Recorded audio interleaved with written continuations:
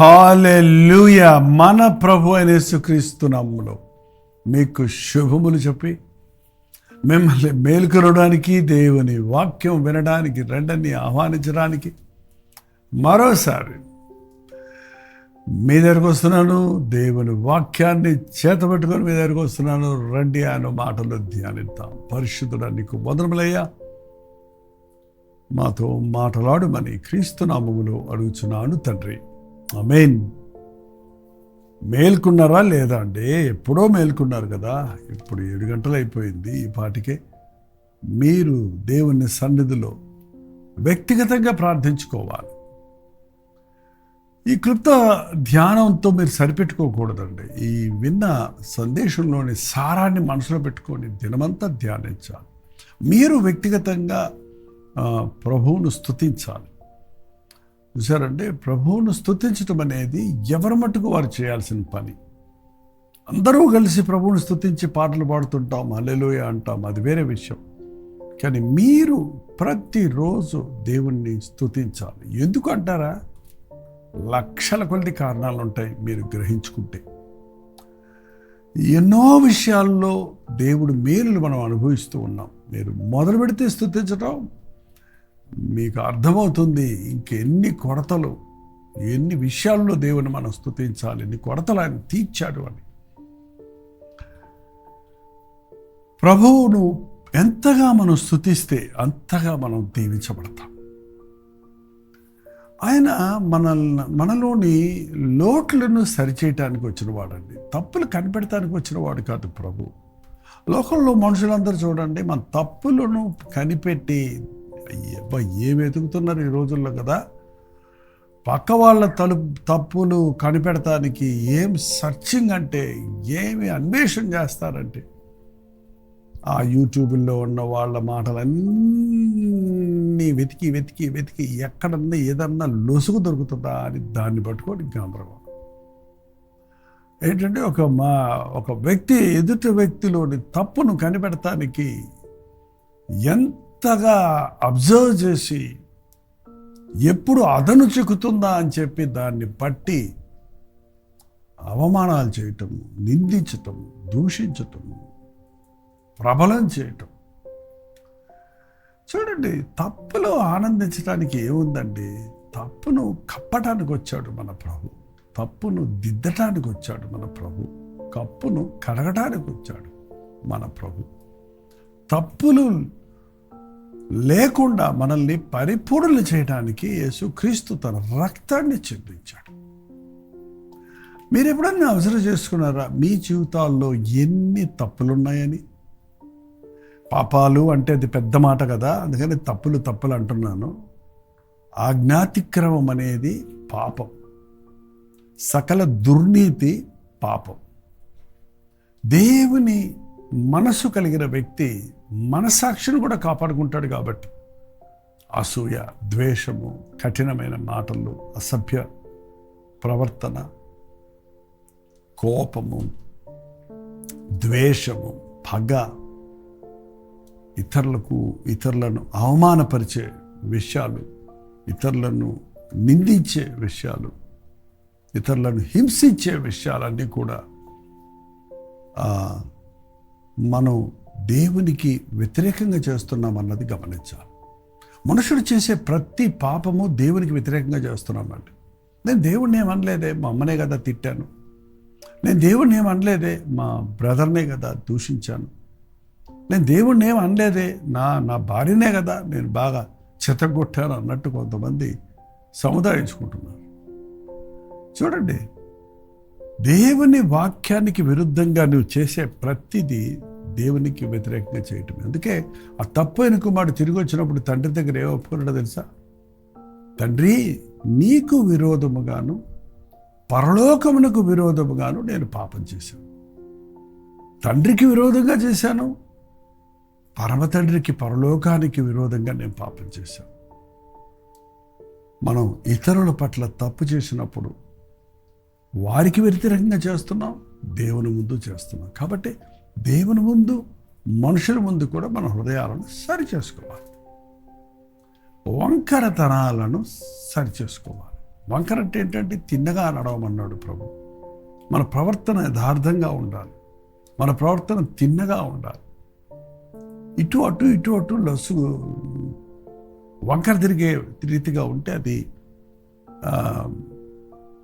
పరిపూర్ణత కాదండి. మీరు మన పాముని ఎప్పుడైనా చూసారా?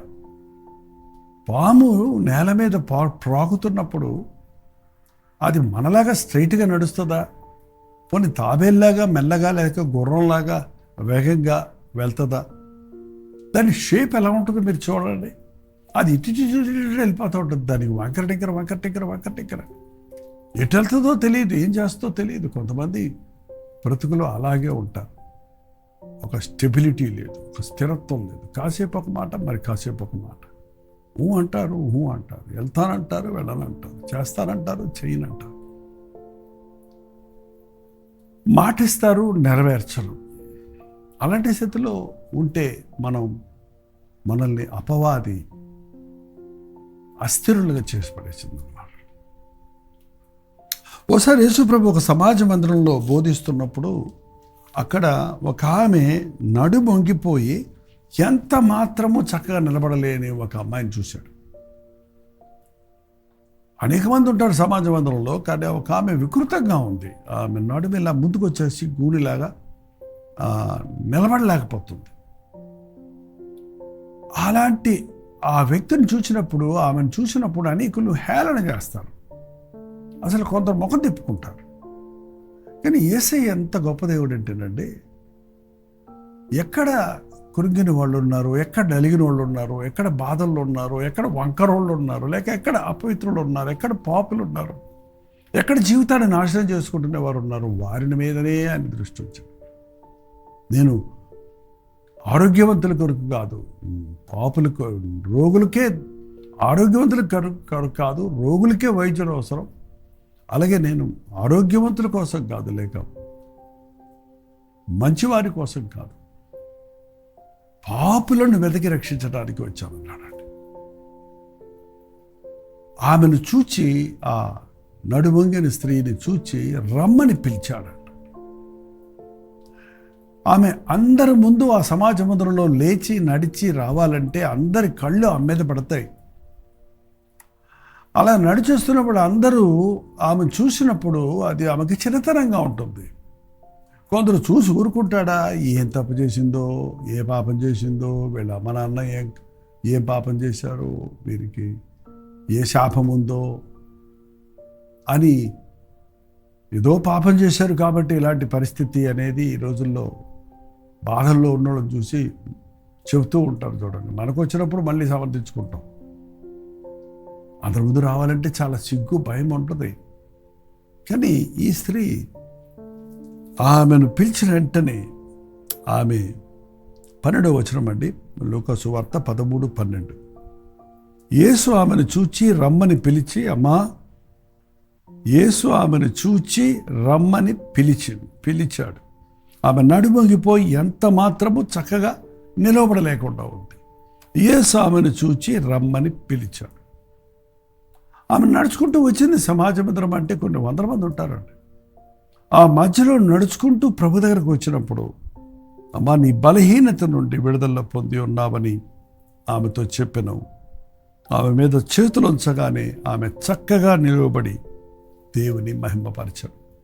హల్లెలూయా. ఈరోజు కూడా యేసు ప్రభు ఇన్స్టెంట్గా నీ ప్రార్థన వినగలిగిన వాడు, నీ వంకరతనం నుండి నీకు విడుదల ఇవ్వగలిగిన వాడు, నిన్ను చక్కగా నిలబెట్టగలిగిన వాడు, నిన్ను క్షమించగలిగిన వాడు, నిన్ను శుద్ధుడిగా చేయగలిగిన వాడు. నువ్వు వస్తే ఆయన సన్నిధికి, ఆయన పిలుపుకు లోబడితే, మనుషులేమనుకున్నా పర్వాలేదు, నా ప్రభు నన్ను పిలుస్తున్నాడని ఆమె అందరి ముందు లేచి ఆయన దగ్గరకు వచ్చినప్పుడు, ఆ చేతులు ఉంచాడంటే దగ్గరకు వచ్చేసిందంట. మా నీవు స్వస్థత నందున్నావని చెప్పి ఆమె మీద చేతులు ఉంచగానే అసలు ఆ నడుము వంగిపోయినాయి. అంటే ఆ బ్యాక్ బోన్ బెండ్ అయిపోయి ఉంటుంది, ఎముకలు అలాగూ వంగిపోయి ఉన్నాయి. అసలు అలా వంగిపోయిన వ్యక్తిని తిన్నగా నడిపించగలడం అనేది ఈవెన్ వైద్యులకు కూడా అసాధ్యం. Maybe they take a great process. చాలా వైద్యాలు చేసి ఒక్కొక్క ఎముక సరి చేసుకుంటూ మళ్ళీ ట్రీట్మెంట్ ఇచ్చుకుంటూ కొన్ని సంవత్సరాల్లో ఒకవేళ తిన్నగా చేయగలుగుతారేమో, కానీ విదిన్ మినిట్స్లో, విదిన్ సెకండ్స్లో ఆమె చేతులు ఉంచగానే ఆమె చక్కగా నిలబడింది. మనలో ఉన్న వంకరతనం ఏదో మనం గ్రహించుకుంటే ఏంటంటే, ఆమె నడుము వంగిపోయినప్పుడు ఎలా నడుస్తుంది?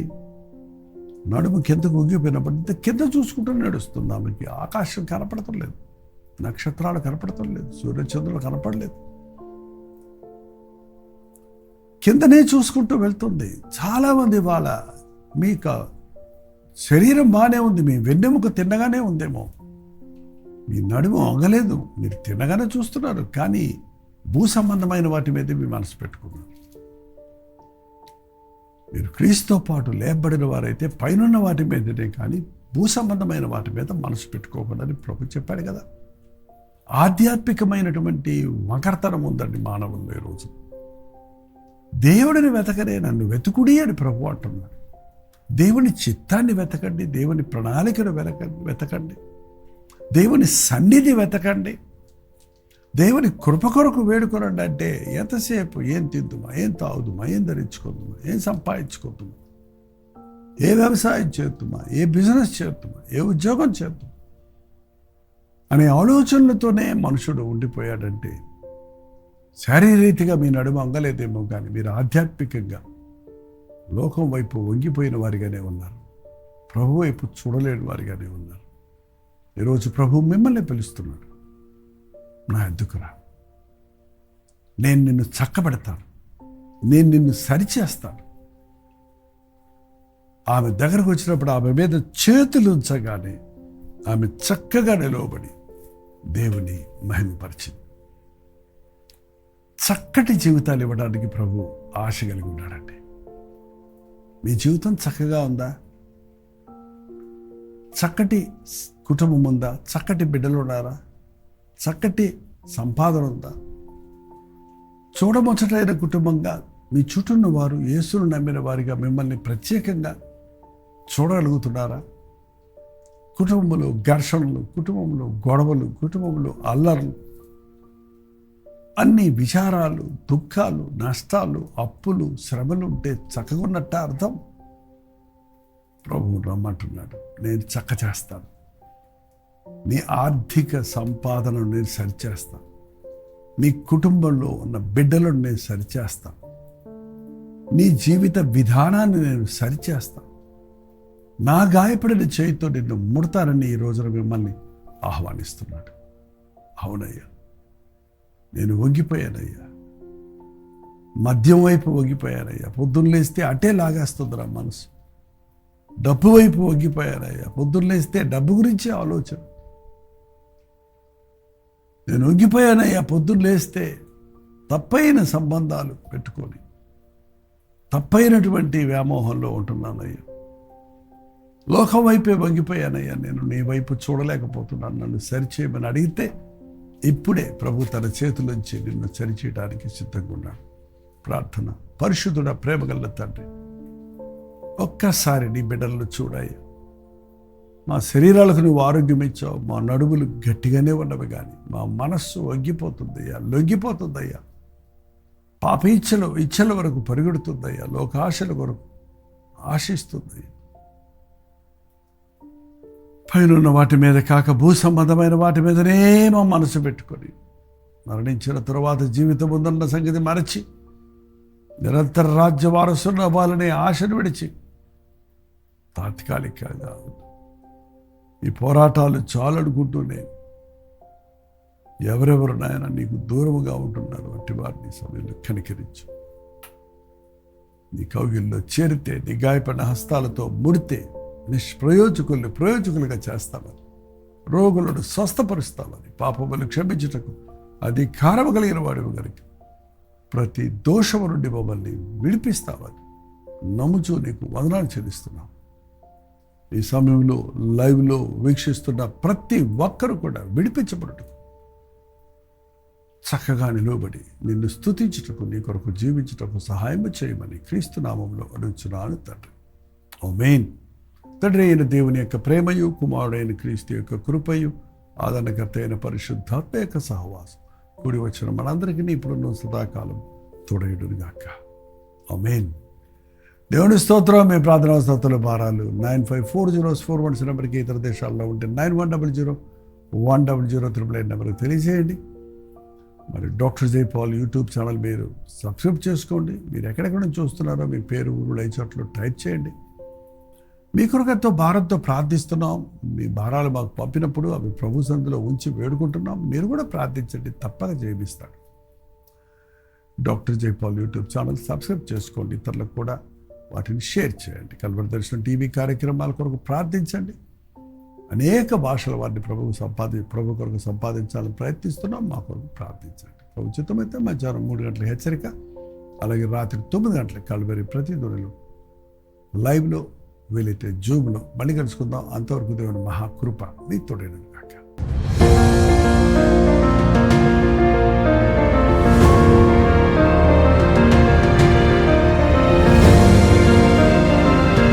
హల్లెలూయా. చెన్నై పరిసర ప్రాంతాల్లో ఉన్న వారికి శుభవార్త. ప్రభుచితమైతే ఈ ఆదివారం జూన్ 2వ తారీఖు ఆదివారం ఉదయం 10 గంటల నుండి ఒక ప్రత్యేకమైన ఆదివారపు ఆరాధన ఐశ్వర్య మహల్లో ఏర్పాటు చేయబడుతుంది.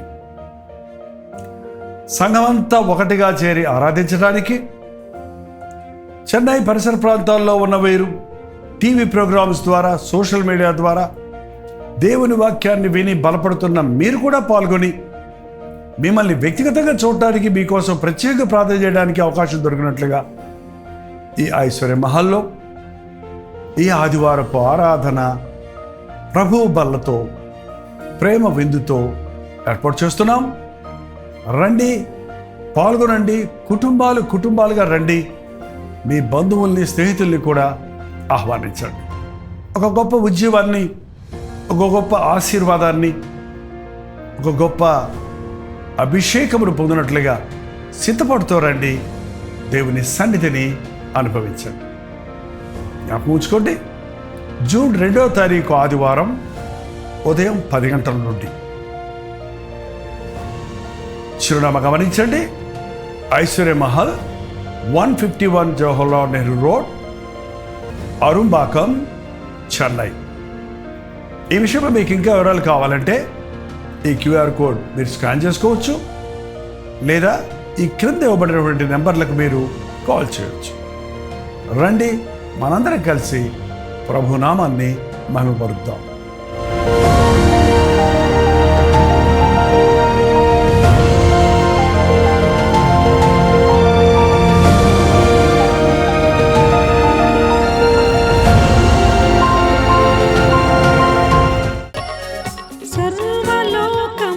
సువార్తనందించుడి, సర్వ సృష్టికి యేసుని ప్రకటించుడి.